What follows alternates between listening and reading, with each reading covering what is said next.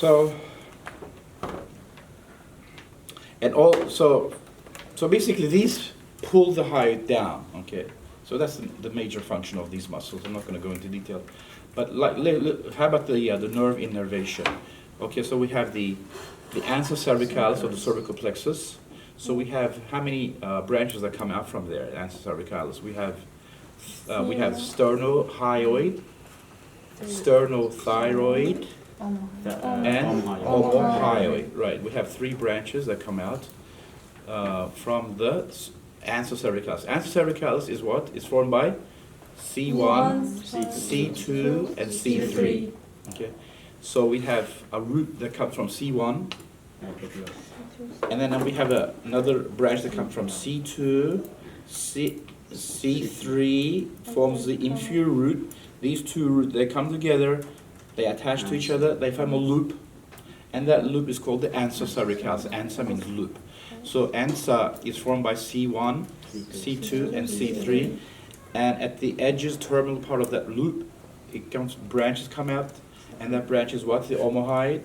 Actually, omohyoid comes out from the, so we have the superior belly, inferior belly. Superior belly comes from the superior root, inferior belly comes from the inferior root, but I'm not going to go into detail, just omohyoid, ansa cervicalis, that's fine.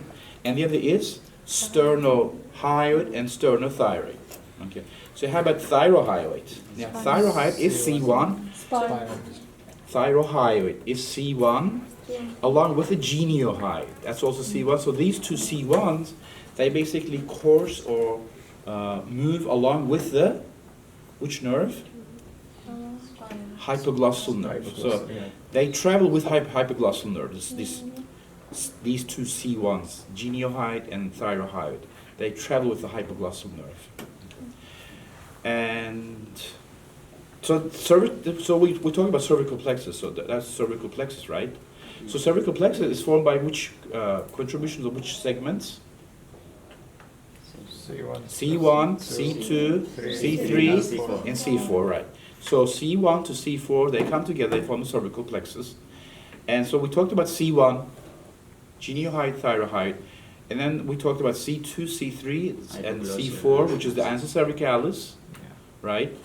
And then we talked about the lesser occipital. So these are all, so we have the motor and cutaneous. So we have lesser occipital is C2, greater auricular is C2, C3, transverse cervical is C2, C3, and then we have the supraclavicular is C3, C4, right? Okay, so these are basically branches off from the cervical plexus.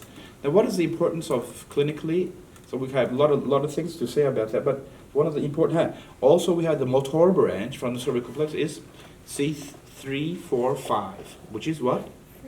Which is phrenic, right? Phrenic, 3, 4, 5, phrenic. Say it. 3, 4, 5 keeps diaphragm keeps alive. Right. Okay, so 3, 4, 5 keeps the diaphragm alive. Okay, so basically, phrenic nerve goes to the diaphragm. Okay, so it goes to the diaphragm, it keeps the diaphragm alive. It makes diaphragm work, okay? So it innervates the diaphragm. So 3, 4, 5. So what's the importance of this is that the phrenic nerve also receives, as it goes to the diaphragm, we're going to look at this in detail later on, but it also receives sensation from the lower part of the diaphragm. It receives sensation. Okay, what sensation is that? Like pain sensation from the peritoneum that covers the inner surface of the diaphragm. Okay, so if you have a hemorrhage, like if there's a hemorrhage of the spleen, okay, if there's a trauma or car accident, and if there's a hematoma or some other types of pathology, it would irritate this peritoneum, okay, and that pain sensation would be carried by the phrenic nerve, because it will go up to 3, 4, 5 levels, and then go inside the spinal cord. Now, so we also have other cutaneous nerves that come out from the similar segments. Who can tell me which nerve? Who can tell me what nerve comes out from similar segments? Like that's 3, 4, 5. But what other nerves that is branch off from the the cervical plexus that comes out from those segments, those levels. Like the cutaneous nerves of the neck. So what comes out from like C3 and C4? Trunk, Supraclavicular nerve, right. Supraclavicular nerve is C3 and C4, correct? So 3, 4, 5. So that basically go in that same level. So so the pain that comes from the diaphragm, it could be also sensed in the shoulder area where the supraclavicular nerve is distributed. Why? And this is called the referred pain. Although there's nothing wrong with your shoulder, this area, you would feel an extreme pain in this area. Why? That pain actually comes from the diaphragm. Okay, so those two nerves go inside the spinal cord at the same level. So your brain gets mixed up. Okay, like it gets confused. So it says that as if the pain is over here. Okay, so this is called a referred pain. All right, on the shoulder. Okay, so that's the cervical plexus. We finished the cervical plexus, by the way. So that's the inferior height muscles, right? Okay, so we looked at that. Now, lastly, let's look at the triangles. I'm going to just finish up with after that. The triangles. So we have the anterior triangle, posterior triangle. Okay, this is the anterior triangle, by the way, here. See, this is the mandible. This is sternocleidomastoid, and this is the midline. The anterior triangle. Posterior triangles over here. Trapezius at the back. Sternocleidomastoid at the front. And you have the clavicle. Okay. So anterior triangle, we have what triangles? How many triangles do we have in the anterior triangle? Four. One, submental, submandibular. Submandibular is also referred to as what? Digastric, right. And then we have carotid triangle. And then we have the masculine triangle. So this is submental. You see this is submental? So we have the anterior digastric, we have the hide bone here, and then this is the midline, submental. So what's the content in the submental triangle? Anterior belly of digastric. What's the content? What do you find as a content there? Few lymph nodes. Right, lymph nodes and?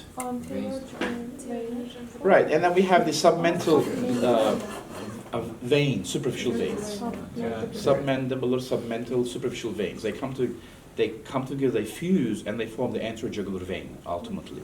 So that's that. And then we have submandibular triangle, which is also referred to as the digastric triangle. So everybody show me the submental triangle on the model. Show me. Show me. Right. Okay. Show me.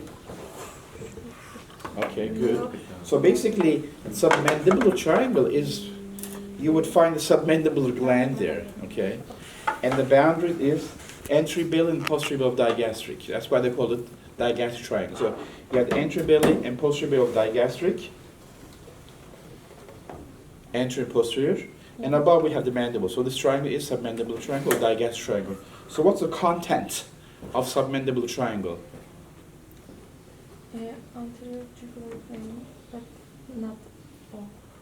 With some Submental. No, this is submandibular triangle. So submandibular triangle. So one would be submandibular gland. Okay. So my submandibular triangles. This is submandibular gland. You can see the submandibular gland on the model, right? Can you see it? Yes. So that's obvious. Submandibular gland. Okay, you can see that. Okay. Now, the submandibular gland. And the next, just in front of the submandibular gland, you have the facial vessels, facial artery and vein. That is also